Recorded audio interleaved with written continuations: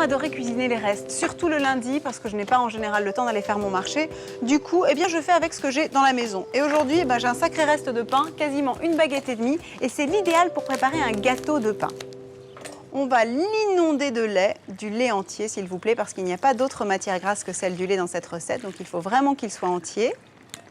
Vous n'oubliez pas pour cette recette de préchauffer le four, four doux, thermostat 5, 150. Et puis on va laisser le pain s'imbiber pendant 5 à 10 minutes, pas plus. Une fois que le pain est bien ramolli et qu'il s'est transformé en une sorte de pâte épaisse, il faut l'égoutter sans trop l'égoutter. Enfin, je veux dire par là qu'il faut laisser un peu de lait et il faut en même temps pas que le pain soit trop imbibé de façon à ce que votre gâteau ne se transforme pas en flan. On va beurrer un moule. Une terrine comme ça ovale, c'est parfait, celle qu'on utilise pour faire des terrines de viande.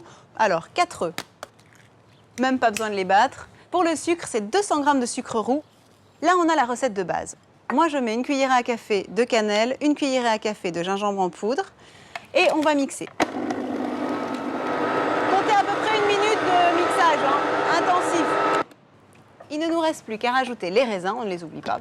Surtout, vous les mettez avec tout le rhum de macération, de façon à ce que le pudding soit bien parfumé. À partir de là, vous devez avoir une sorte de soupe assez épaisse. On va la verser dans le moule. Et voilà, 1h30 de cuisson à déguster tiède ou froid au petit déjeuner ou en dessert. Le dernier conseil, c'est qu'il vaut mieux attendre qu'il soit froid pour un démoulage parfait. Enfin, si vous avez la patience, parce que sinon tiède, c'est pas mal non plus. C'est même très bon.